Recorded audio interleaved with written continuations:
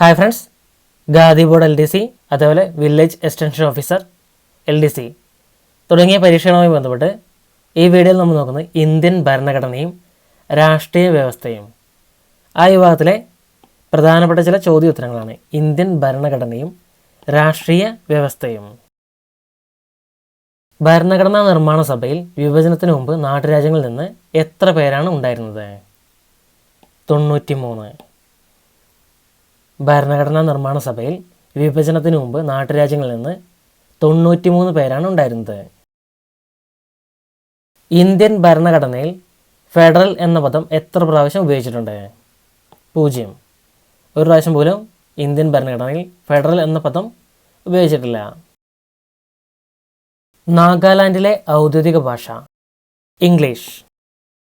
ഇംഗ്ലീഷാണ് നാഗാലാൻഡിലെ ഔദ്യോഗിക ഭാഷ, ഇംഗ്ലീഷ്.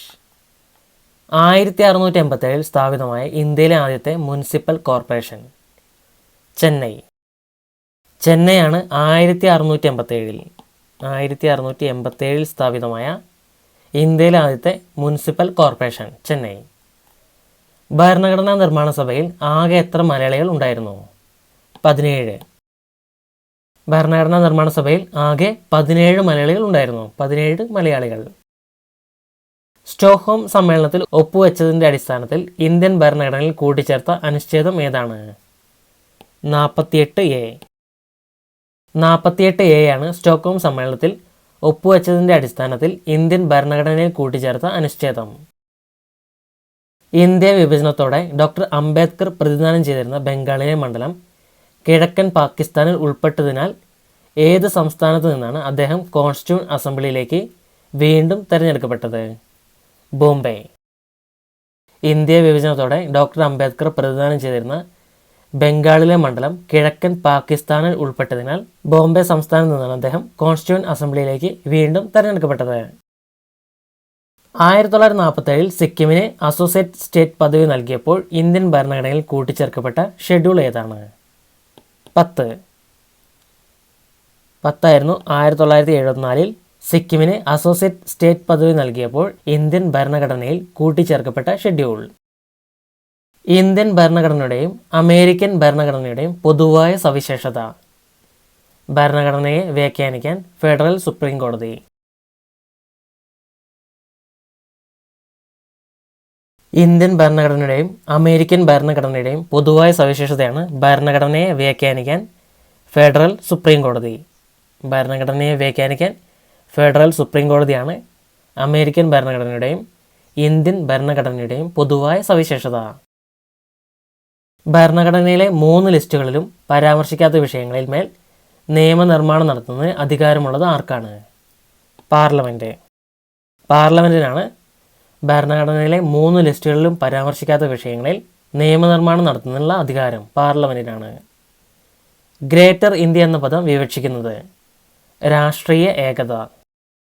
രാഷ്ട്രീയ ഏകതയാണ് ഗ്രേറ്റർ ഇന്ത്യ എന്ന പദം വിവക്ഷിക്കുന്നത്. ഗ്രേറ്റർ ഇന്ത്യ സാംസ്കാരിക ഏകത. ഭരണഘടന എന്ന ആശയം ആദ്യമായി ഉരുത്തിരിഞ്ഞ രാജ്യം? ബ്രിട്ടൻ. ബ്രിട്ടനാണ് ഭരണഘടന എന്ന ആശയം ആദ്യമായി ഉരുത്തിരിഞ്ഞ രാജ്യം. ഭരണഘടന എന്ന ആശയം ആദ്യമായി ഉരുത്തിരിഞ്ഞത് ബ്രിട്ടനാണ്. വ്യക്തികൾ മാറാം, പക്ഷേ നിയമങ്ങൾ മാറില്ല. ഇത് ഏതിൻ്റെ അടിസ്ഥാന തത്വമാണ്? ഭരണഘടനാധിഷ്ഠിത ഗവൺമെൻറ്.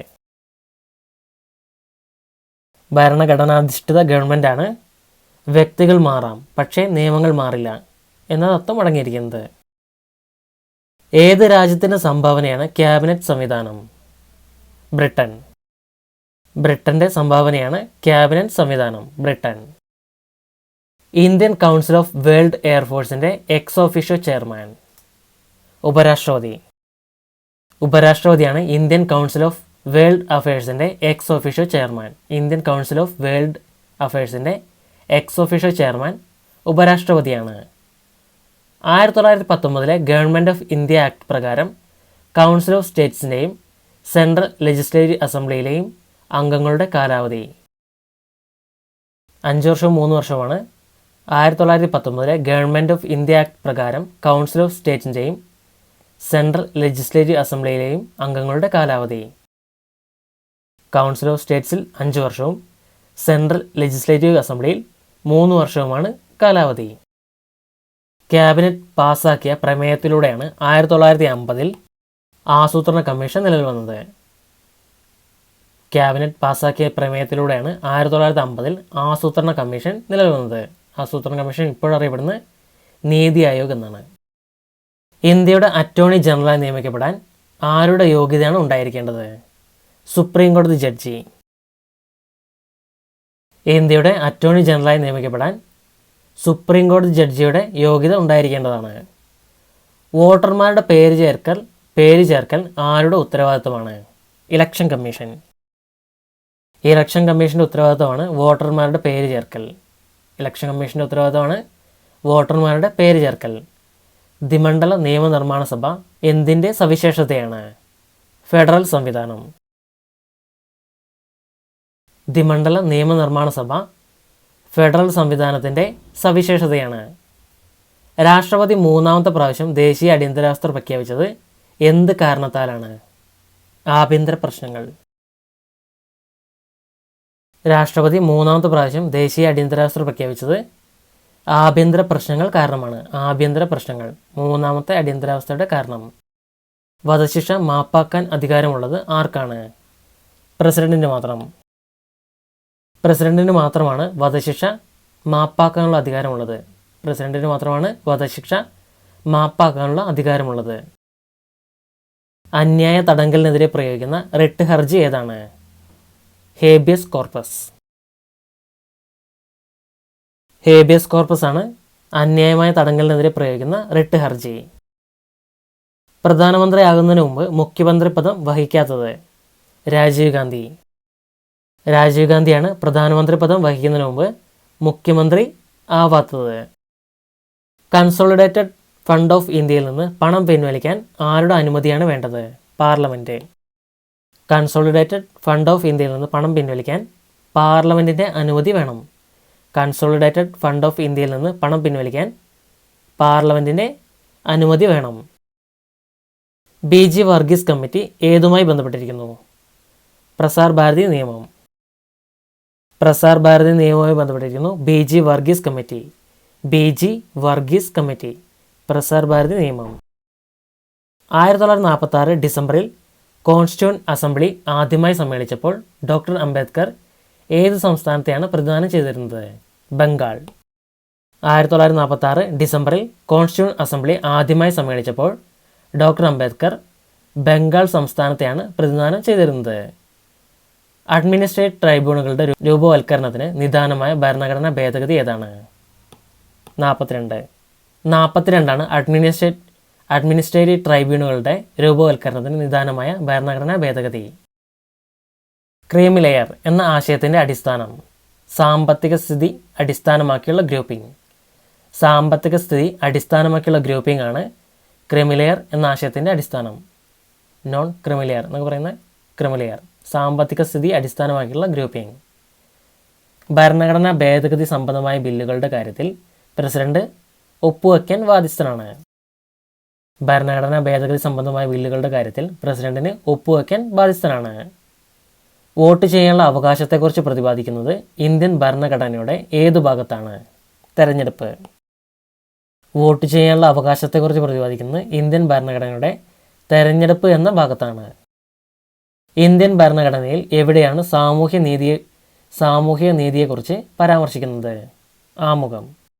ഇന്ത്യൻ ഭരണഘടനയിൽ ആമുഖത്തിലാണ് സാമൂഹ്യ നീതിയെക്കുറിച്ച് പരാമർശിക്കുന്നത്. ഏത് അനുച്ഛേദം പ്രകാരമാണ് സായുധ സേനകളുടെ അംഗങ്ങളുടെ മൗലികാവകാശങ്ങൾക്ക് നിയന്ത്രണം ഏർപ്പെടുത്തിയിരിക്കുന്നത്? 33 അനുച്ഛേദം പ്രകാരമാണ് സായുധ സേനകളിലെ അംഗങ്ങളുടെ മൗലികാവകാശങ്ങൾക്ക് നിയന്ത്രണം ഏർപ്പെടുത്തിയിരിക്കുന്നത്. 1935 ഗവൺമെൻറ് ഓഫ് ഇന്ത്യ ആക്ട് പ്രകാരം അവശിഷ്ടാധികാരങ്ങൾ ആരിലാണ് നിക്ഷിപ്തമായിരിക്കുന്നത്? Governor general. 1935 government of India act പ്രകാരം അവശിഷ്ടാധികാരങ്ങൾ ഗവർണർ ജനറലാണ് നിക്ഷിപ്തമായിരിക്കുന്നത്. കൃഷി എന്നത് സ്റ്റേറ്റ് ലിസ്റ്റിൽ ഉൾപ്പെടാത്ത ഒന്നാണ്. വിദ്യാഭ്യാസം, പ്രതിരോധം, ക്രിമിനൽ നിയമം ഇതെല്ലാം സ്റ്റേറ്റ് ലിസ്റ്റിൽ ഉൾപ്പെടുന്നവയാണ്. ഇന്ത്യൻ ഭരണഘടനയിൽ എവിടെയാണ് സാമ്പത്തിക നീതി, അതായത് എക്കണോമിക് ജസ്റ്റിസ് കുറിച്ച് പ്രതിപാദിക്കുന്നത്. ആമുഖം. ഇന്ത്യൻ ഭരണഘടനയിൽ സാമ്പത്തിക നീതി, അതായത് എക്കണോമിക് ജസ്റ്റിസിനെ കുറിച്ച് പ്രതിപാദിക്കുന്നത് ആമുഖത്തിലാണ്. മതേതരത്വവും ഫെഡറലിസവും ഇന്ത്യൻ ഭരണഘടനയുടെ അടിസ്ഥാന സ്വഭാവങ്ങളാണ് എന്ന് വിലയിരുത്തപ്പെട്ടത് ഏത് കേസിലാണ്? SR Bommai case. SR Bommai കേസിലാണ് മതേതരത്വവും ഫെഡറലിസവും ഇന്ത്യൻ ഭരണഘടനയുടെ അടിസ്ഥാന സ്വഭാവങ്ങളാണ് എന്ന് വിലയിരുത്തപ്പെട്ടത്. പൗരത്വത്തിനുള്ള അവകാശങ്ങൾ നിയന്ത്രിക്കാൻ പാർലമെന്റിന് അധികാരം നൽകുന്ന അനുച്ഛേദം ഏതാണ്? 11. അനുച്ഛേദം 11 പൗരത്വത്തിനുള്ള അവകാശങ്ങൾ നിയന്ത്രിക്കാൻ പാർലമെന്റിന് അധികാരം നൽകുന്ന അനുച്ഛേദം. അനുച്ഛേദം 11 പൗരത്വത്തിനുള്ള അവകാശങ്ങൾ നിയന്ത്രിക്കാൻ പാർലമെന്റിന് അധികാരം നൽകുന്ന അനുച്ഛേദം. അഡ്മിനിസ്ട്രേറ്റീവ് ട്രൈബ്യൂണലുകളുടെ രൂപവൽക്കരണത്തിന് നിദാനമായ ഭരണഘടനാ ഭേദഗതി ഏതാണ്? 42 അഡ്മിനിസ്ട്രേറ്റീവ് ട്രൈബ്യൂണലുകളുടെ രൂപവൽക്കരണത്തിന് നിദാനമായ ഭരണഘടനാ ഭേദഗതി. കീഴ്ക്കോടതി അധികാരപരിധി മറികടക്കുന്ന പക്ഷം മേൽക്കോടതി ഇടപെടുന്ന റിട്ടാണ്. പ്രൊഹിബിഷനാണ് കീഴ്ക്കോടതി അധികാരപരിധി മറികടക്കുന്ന പക്ഷം മേൽക്കോടതി ഇടപെടുന്ന റിട്ട്. സാമ്പത്തികാസൂത്രണം ഭരണഘടനയുടെ ഏത് ലിസ്റ്റിൽ ഉൾപ്പെടുന്നു? കൺകറന്റ്. സാമ്പത്തികാസൂത്രണം ഭരണഘടനയുടെ കൺകറന്റ് ലിസ്റ്റിൽ ഉൾപ്പെടുന്നു. ഭരണഘടനയുടെ കരട് പരിശോധിക്കുന്നതിന് നിയോഗിക്കപ്പെട്ട സ്പെഷ്യൽ കമ്മിറ്റിയുടെ തലവൻ ആരായിരുന്നു? അല്ലാടി കൃഷ്ണസ്വാമി അയ്യർ. അല്ലാടി കൃഷ്ണസ്വാമി അയ്യരായിരുന്നു ഭരണഘടനയുടെ കരട് പരിശോധിക്കുന്നതിന് നിയോഗിക്കപ്പെട്ട സ്പെഷ്യൽ കമ്മിറ്റിയുടെ തലവൻ. പാർലമെന്റ് സെക്രട്ടേറിയറ്റിൽ പ്രധാനമന്ത്രിയുടെ ഓഫീസ് എവിടെയാണ്? South block. സൗത്ത് ബ്ലോക്കിലാണ് പാർലമെന്റ് സെക്രട്ടേറിയറ്റിൽ പ്രധാനമന്ത്രിയുടെ ഓഫീസ്. പാർലമെന്റ് സെക്രട്ടേറിയറ്റിൽ പ്രധാനമന്ത്രിയുടെ ഓഫീസ് സൗത്ത് ബ്ലോക്കിലാണ്. ഭരണഘടനാ നിർമ്മാണ സഭയുടെ അവസാന സെക്ഷൻ നടന്ന തീയതി? 1950 ജനുവരി 24.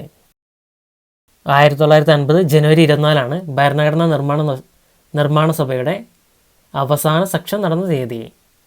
ഒരു സംസ്ഥാനത്ത് ലെജിസ്ലേറ്റീവ് കൗൺസിൽ വേണമോ വേണ്ടയോ എന്ന് തീരുമാനിക്കുന്നത് നിയമസഭയാണ്. നിയമസഭയാണ് ഒരു സംസ്ഥാനത്ത് ലെജിസ്ലേറ്റീവ് കൗൺസിൽ വേണമോ വേണ്ടയോ എന്ന് തീരുമാനിക്കുന്നത്. ഇന്ത്യയിൽ മുഖ്യമന്ത്രി പദത്തിലെത്തിയ ആദ്യ മുസ്ലിം വനിത? സെയ്ദ അൻവാര തിമൂർ. സെയ്ദ അൻവാര തിമൂറാണ് ഇന്ത്യയിൽ മുഖ്യമന്ത്രി പദത്തിലെത്തിയ ആദ്യ മുസ്ലിം വനിത. ആദ്യത്തെ മുസ്ലിം വനിതയാണ് സെയ്ദ അൻവാര തിമൂർ. ഇന്ത്യയിൽ മുഖ്യമന്ത്രി പദത്തിലെത്തിയ ആദ്യ മുസ്ലിം വനിത. ഇന്ത്യൻ ഭരണഘടനയുടെ നൂതന സവിശേഷതകളായി നിർദ്ദേശക തത്വങ്ങളെ വിശേഷിപ്പിച്ചതാരെ? ഡോക്ടർ അംബേദ്കർ. ഡോക്ടർ അംബേദ്കറാണ് ഇന്ത്യൻ ഭരണഘടനയുടെ നൂതന സവിശേഷതകളായി നിർദ്ദേശക തത്വങ്ങളെ വിശേഷിപ്പിച്ചത്. ഡോക്ടർ അംബേദ്കർ. ദേശീയ മനുഷ്യാവകാശ കമ്മീഷനെ കുറിച്ച് ഭരണഘടനയിൽ പ്രതിപാദിച്ചിട്ടില്ല. ദേശീയ മനുഷ്യാവകാശ കമ്മീഷനെ കുറിച്ച് ഭരണഘടനയിൽ പ്രതിപാദിച്ചിട്ടില്ല. 1950 ഇന്ത്യൻ പാർലമെൻറ്റിൽ കരുതൽ തടങ്കൽ നിയമം സംബന്ധിച്ച് ബിൽ അവതരിപ്പിച്ചത്? സർദാർ പട്ടേൽ. സർദാർ പട്ടേലാണ് 1950 ഇന്ത്യൻ പാർലമെൻറ്റിൽ കരുതൽ തടങ്കൽ നിയമം സംബന്ധിച്ച് ബിൽ അവതരിപ്പിച്ചത്. ഭരണഘടനാ നിർമ്മാണ സഭയിലെ കമ്മിറ്റികളുടെ എണ്ണം? 22. 22 ഭരണഘടനാ നിർമ്മാണ സഭയിലെ കമ്മിറ്റികളുടെ എണ്ണം. ഭരണഘടനാ നിർമ്മാണ സഭയിൽ പതാക സംബന്ധിച്ച സമിതിയുടെ തലവൻ? ഡോക്ടർ രാജേന്ദ്ര പ്രസാദ്. ഡോക്ടർ രാജേന്ദ്ര പ്രസാദാണ് ഭരണഘടനാ നിർമ്മാണ സഭയിൽ പതാക സംബന്ധിച്ച സമിതിയുടെ തലവൻ. ഡോക്ടർ രാജേന്ദ്ര പ്രസാദാണ് ഭരണഘടനാ നിർമ്മാണ സഭയിൽ പതാക സംബന്ധിച്ച സമിതിയുടെ തലവൻ.